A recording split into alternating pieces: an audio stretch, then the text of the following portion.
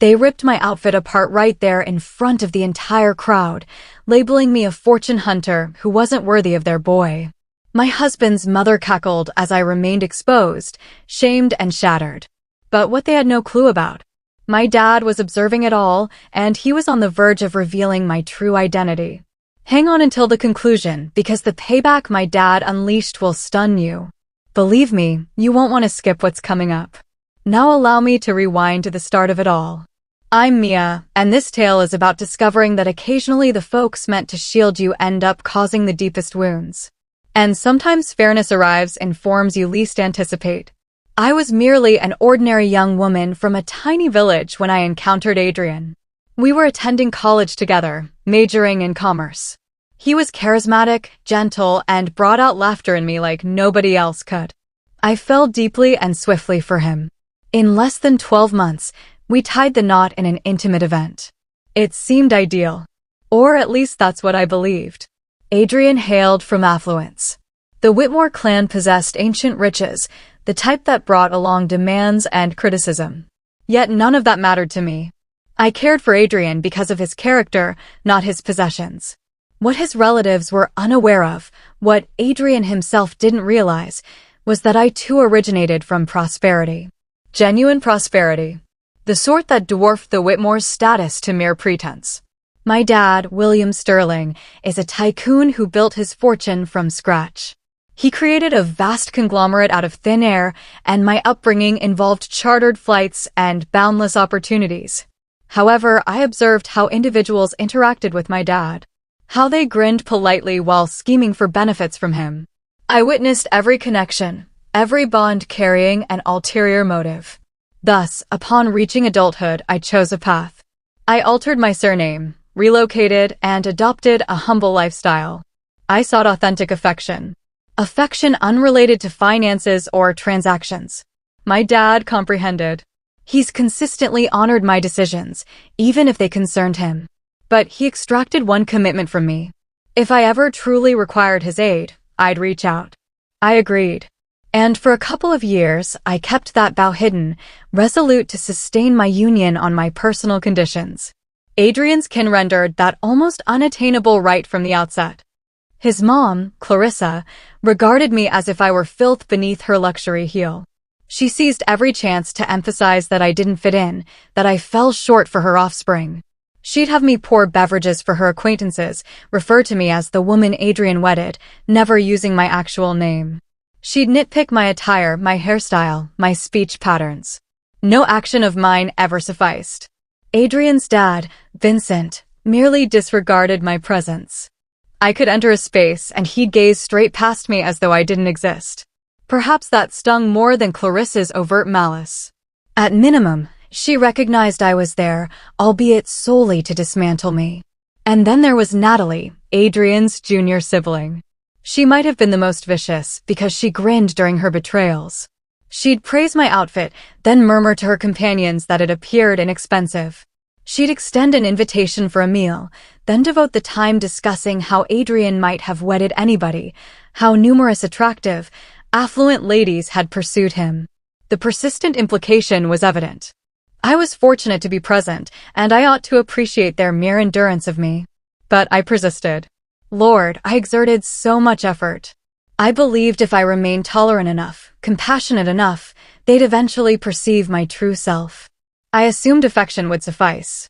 Adrian would advise me to ignore it, assuring that his relatives would eventually warm up. But he never defended me. Not even once.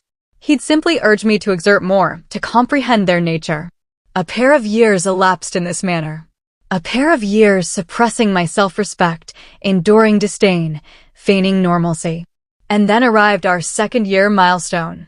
Clarissa demanded to organize a commemoration gathering for us. Not on our behalf, naturally. For herself. To flaunt before her elite circle. To demonstrate that her offspring possessed an impeccable existence, even if his spouse was, as she put it, regrettable.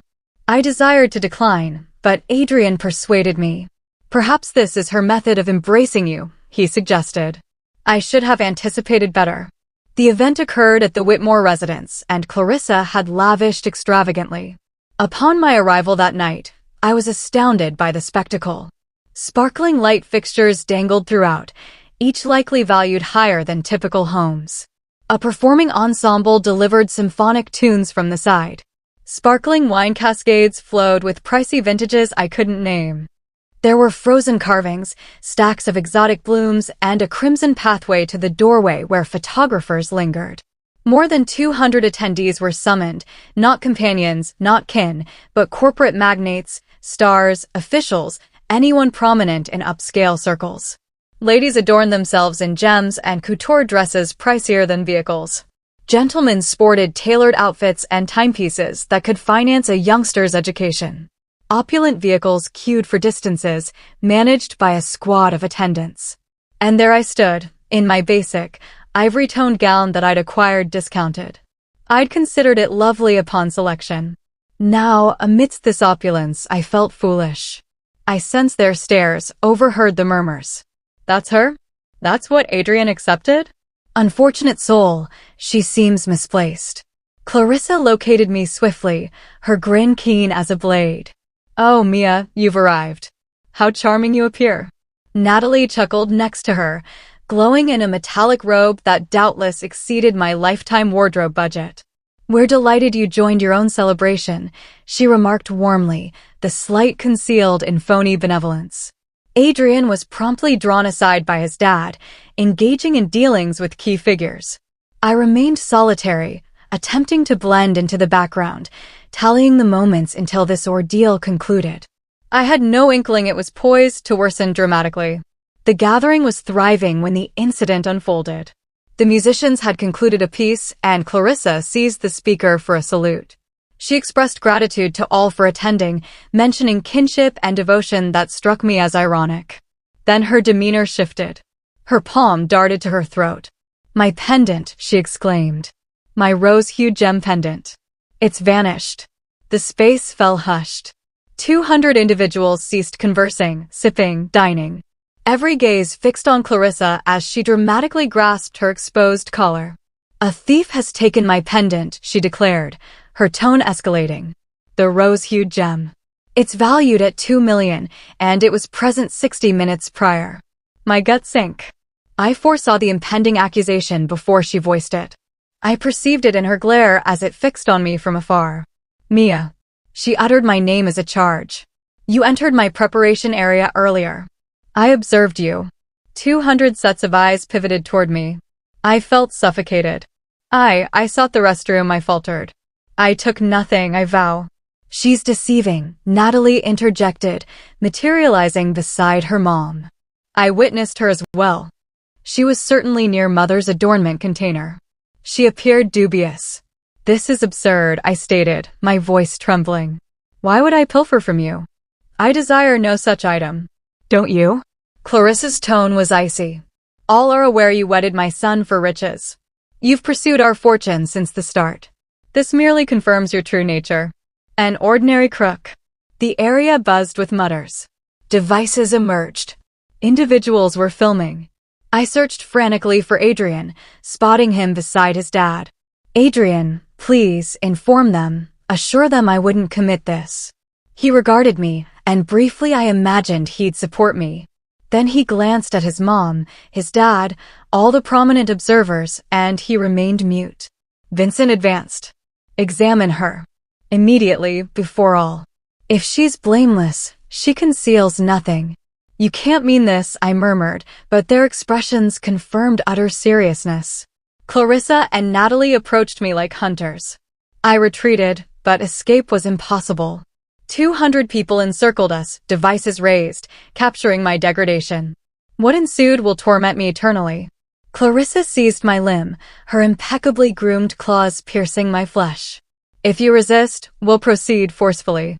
"Please," I implored, "please halt this. I stole nothing.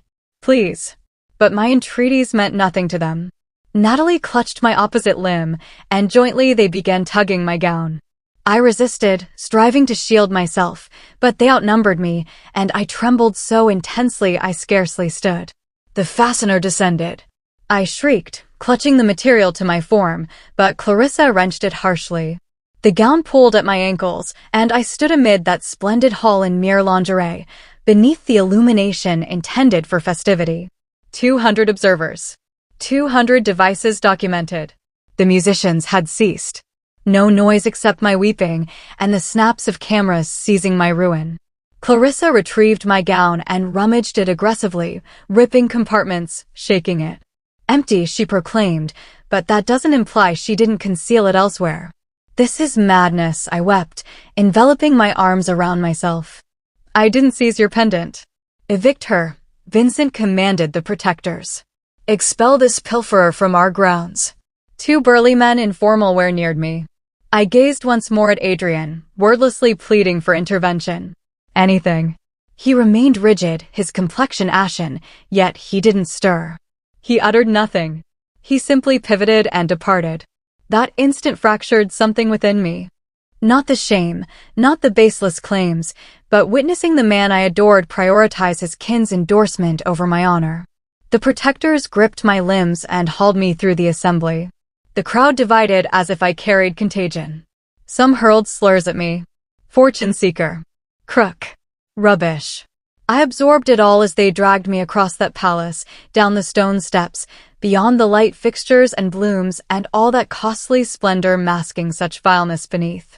They flung me beyond the main barriers and secured them after me.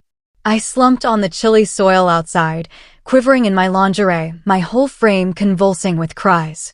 Within, the festivity resumed. I detected the tunes recommencing, the chuckles. They'd progressed already.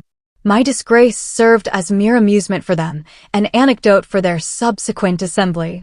A youthful attendant, scarcely adult, noticed me and hurried with his coat. He placed it over my shoulders silently, his gaze compassionate. That minor gesture of goodwill from an unknown person intensified my tears. I rested there on the frigid earth, cloaked in a stranger's garment, and recognized I possessed nothing remaining. No honor, no spouse, no residence to return to. My device remained in my bag indoors. I had zilch, save one element, one pledge I'd given my dad a couple of years prior. I borrowed the attendant's device with quaking fingers and dialed the familiar digits. It sounded twice before his known tone responded. Dad? My voice cracked on the term. Dad, I require you. I need you immediately. Where are you, sweetheart? My dad's voice was instantly vigilant, worried. I heard him shifting, sensed the pressing in his inflection. Amid sobs, I revealed all. My location, the occurrences, how they'd disrobed me before all. I described the untrue allegations, Adrian's quietude, being discarded like waste. Upon completion, a prolonged quiet ensued on the line. Then my dad spoke, and his tone was unprecedented, frigid, restrained, enraged. Stay put, he instructed. I'm en route. And Mia? They lack any notion of the impending storm. He disconnected. The attendant remained with me, providing quiet backing. Your dad? He inquired softly. I affirmed. He'll arrive shortly. A quarter-hour later, the evening burst with illumination and noise. Initially arrived the vehicles. 10 dark premium transports and stretched cars approached the Whitmore property resembling a leader's convoy. Then a chopper appeared, its beam lighting the whole area like daylight. The indoor gathering halted once more. I observed people dashing to the panes, gesturing, pondering the event. The central stretched car's entrance opened, and my dad emerged. William Sterling doesn't merely arrive, he dominates. At 60, he's still formidable, towering and sturdy, with gray locks and stares that can immobilize. He donned an ensemble likely costlier than the Whitmore's full event budget, and his aura was so commanding that even from beyond the barriers I felt it. Following him emerged 20 guardians, all in dark attire, advancing with soldierly accuracy, 5 attorneys in pricey outfits bearing cases, and the town's law enforcement had himself strode next to my dad, appearing formal and grave. Media choppers began orbiting above. Somebody had alerted the press. Subsequently, I discovered that individual was my dad, who'd ensured every broadcasting outlet in the metropolis knew a major occurrence was unfolding at the Whitmore property. The barriers parted. The protectors who'd ejected me now retreated, acknowledging authority upon sight. My dad proceeded directly to me, and the icy rage in his gaze softened to worry as he viewed me seated there, still in lingerie and the loaned coat. He removed his exorbitant overcoat and draped it over me personally, then assisted me upright. "I'm present now, sweetheart," he murmured gently. Then he faced the palace, and his voice boomed like thunder. "Which of you laid hands on my child?" Indoors in the palace, via the ajar entrances, I saw the gathering had turned chaotic. All attempted to view the happenings. Clarissa materialized at the threshold, Vincent adjacent, both appearing perplexed and irritated by the disruption. "What does this signify?" Vincent demanded. It wasn't a pleasant grin. "Am I? Let's enter and converse about that, yes? I believe your visitors will desire to hear my words." He advanced, and the throng separated before him like liquid. I proceeded beside him, enveloped in his overcoat, feeling more secure than in the past 2 years. His guardians dispersed around us. The attorneys trailed. The law enforcement had remained near. We traversed that palace as if we possessed it, because, as revealed, we did. My dad claimed the speaker from a dazed Clarissa. 200 affluent, influential individuals gawked at him, attempting to identify him. Some elders began recognizing him. I saw the awareness emerging on their countenances. "Greetings?" My dad stated, his tone composed and managed. "Permit me to present myself correctly. I'm William Sterling. Maybe a few of you know of me? Sterling Worldwide Conglomerate? 50 billion in holdings?" Indeed, I notice some of you identify the title now. The space buzzed with murmurs. All new Sterling Worldwide. It ranked among the biggest corporations globally, with interests spanning tech to property to finance. "This lady you recently shamed," my dad proceeded, drawing me near. "This lady you disrobed and demeaned before 200 souls? This lady you branded a pilferer and fortune hunter? She's my offspring, my soul kid, my successor." The inhalations were distinct. Clarissa's complexion paled. Vincent appeared on the verge of collapse. Adrian stood rigid in the throng, his jaw agape in astonishment. "Mia originated from greater riches than any here will witness," my dad declared, "but she desired what currency can acquire. She wished to be cherished for her essence, not her possessions. So she modified her identity, existed frugally, and discovered a gentleman she believed would treasure her. Instead, she encountered you lot."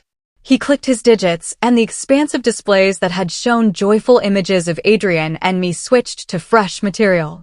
Kin photos materialized, me as a youth on a vessel, me at our domain, me at benefit events beside my dad, formal records displaying my authentic self, birth records, inheritance documents, all verifying my identity precisely. The assembly was mute now, observing the proof of my genuine existence unfold on display. I saw expressions transforming from interest to surprise to dread as they comprehended what they'd seen that evening.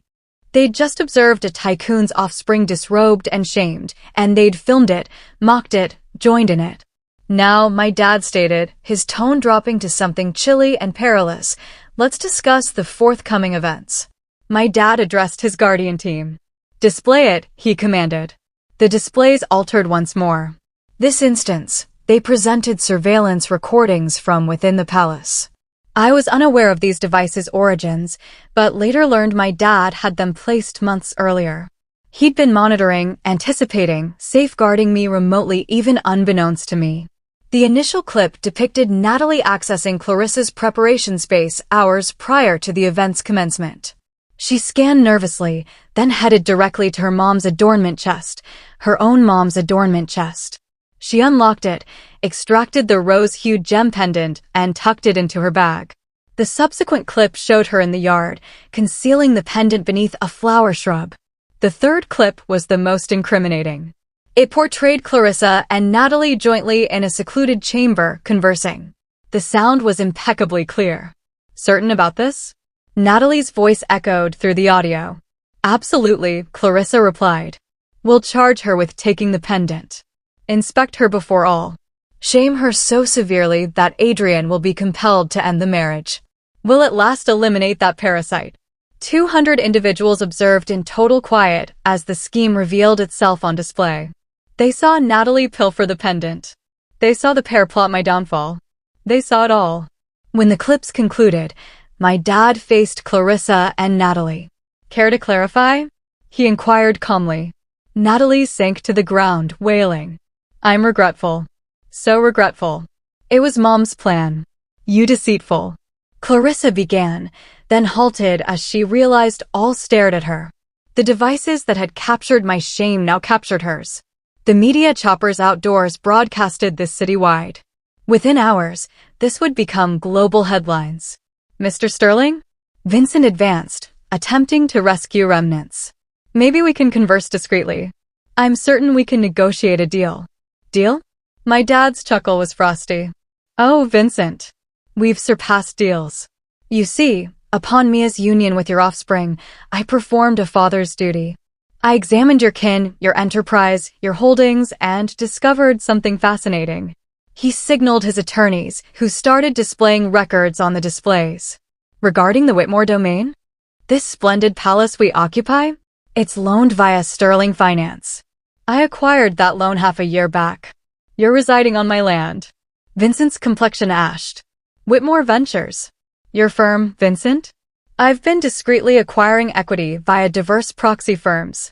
As of now, I control 68%. I'm the primary owner. You report to me. The displays exhibited equity proofs, acquisition packs, all signed by my dad. Your kin's inheritance fund, Clarissa? The one funding your extravagances and events? It's overseen by Sterling Fiscal Group. I suspended it 10 minutes prior. Clarissa emitted a choked noise. And Natalie? My dad turned to her, still weeping on the floor. Those charming shops you're boastful of? They're on lands held by Sterling Property Group. Your contracts end at midnight. This isn't lawful, Vincent yelled. You can't simply, I can, and I have, my dad cut in. All legitimate, all recorded. You see, folks, I didn't construct a $50 billion conglomerate by being foolish. I did it by being meticulous. When you endanger what I cherish, I don't rage. I strategize. He faced the assembly, speaking to all 200 who'd seen my shame. May this serve as a warning to all present. That lady you ridiculed? That lady you termed a fortune hunter? She possesses greater riches, greater elegance, and greater honor than you all together. She opted for simplicity to discover true affection. Instead, she found you folks, vipers in lavish attire. The space was utterly silent. The Whitmore kin has forfeited all this evening. Their residence, their enterprise, their fortune, their standing. And it's their own doing. They could have treated my offspring with fundamental decency. Instead, they selected brutality. They selected shame. They disrobed her before you, and none intervened. I saw remorse on certain faces. Others averted gazes, unable to confront him. My dad motioned to the law enforcement head. Now, unless you desire charges for attack, pilfering plot, and deception, I recommend the Whitmore kin begin gathering belongings. You have a month to leave my land. Please.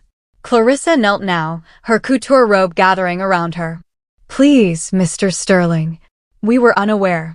We'll express regret. We'll rectify it. Please don't proceed. My dad regarded her with scorn. Did you offer leniency when disrobing my offspring? Did you heed her pleas to cease? You decided. Now face the outcomes. Adrian at last shoved through the throng. His expression was frantic, alarmed. He hastened to me, attempting to clasp my palms. Mia, please. You must assist us. Instruct your dad to halt. I adore you. You know I adore you. I regarded him. This gentleman I'd cherished for 2 years. This gentleman I'd wedded, constructed an existence with, justified endlessly to myself, even when he never justified me. Do you, Adrian? I inquired softly. Do you adore me? Yes. Certainly I do. Please trust me. Then why didn't you intervene? My tone was firm now, distinct. Why didn't you utter a single word during the accusations? During the disrobing? During the ejection? You remained silent. You pivoted and departed. I was stunned. I was clueless on actions. You knew precisely the actions I interjected. You selected. You picked them over me. You picked their endorsement over my honor. You picked cowardice. Mia, please. I'm initiating separation, I declared. The words emerged smoother than anticipated. Tomorrow. And I'm claiming nothing from you, Adrian. No funds, no assets, nothing. Because I never required your riches. I merely needed your support. And you failed even that. You can't intend that. We can resolve this. The most sorrowful aspect, I proceeded, isn't your kin's actions toward me. It's your allowance of them. Every slur, every shame, every harsh remark over the past 2 years, and you merely urged me to exert more, to endure, to comprehend. You never once demanded they cease. You never once safeguarded me. That's not adoration, Adrian. That's expedience. He wept now, authentic tears cascading his cheeks. I'm apologetic. So apologetic. I'll improve. I'll transform. Just please don't abandon me. I retreated, nearer to my dad. I already abandoned you. The instant you pivoted from me that evening, you forfeited me eternally. My dad's attorneys advanced, documents ready. Separation forms, Mrs. Whitmore. Or should I address Miss Sterling? They're prepared for your mark. I accepted the writing tool and marked without pause. 2 years of union. Concluded with a mark. Adrian sank to his knees, but I experienced only liberation. Half a year elapsed. The Whitmores forfeited all, precisely as my dad vowed. Their domain was confiscated and sold. Vincent's firm collapsed in 3 months. Clarissa, who'd never labored, now served as a clerk in a store. Natalie's shops shuttered, and she handled sales in a shopping center. Adrian forfeited his premium vehicle outlet and took an ordinary sales position. Their elite acquaintances deserted them instantly. That's the nature of such individuals. They're companions only when you offer value. Regarding me, I reverted to my authentic self. Mia Sterling, deputy head of Sterling Worldwide Conglomerate. I collaborated with my dad, absorbed the operations internally, and found I excelled. I launched an organization for females fleeing harmful bonds, aiding their courage to depart and tools to reconstruct. I acquired my personal high-rise with earnings I generated. I journeyed, formed genuine bonds, and gradually recovered from that evening's ordeal. One night, 6 months post-events, I hosted a benefit event for my organization. It was a splendid occasion, filled with individuals truly dedicated to assistance. While welcoming attendees, I observed one coat attendant seemed known. It was Clarissa. Our gazes connected across the space. She appeared altered, aged, weary, subdued. Absent was the haughtiness, the viciousness, the dominance. She resembled her reality, a lady who'd squandered all due to her decisions. She neared me cautiously, tentatively. Mia, she murmured gently, I wished to express regret. For all. I realize it's meaningless now, but I sincerely regret. I regarded her briefly. Half a year prior, I'd have savored her state. Now, I merely felt exhausted.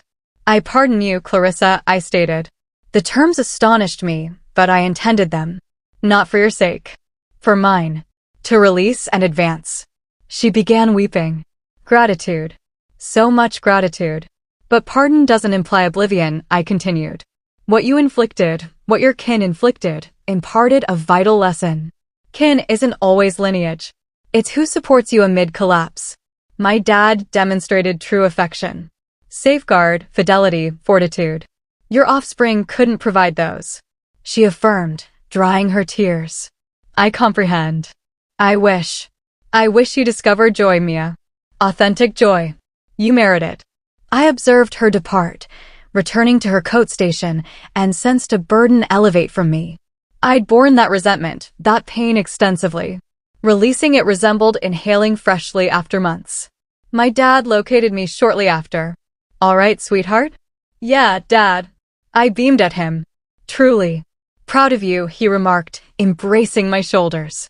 For rising above. For progressing. For resilience. I absorbed from the finest, I answered.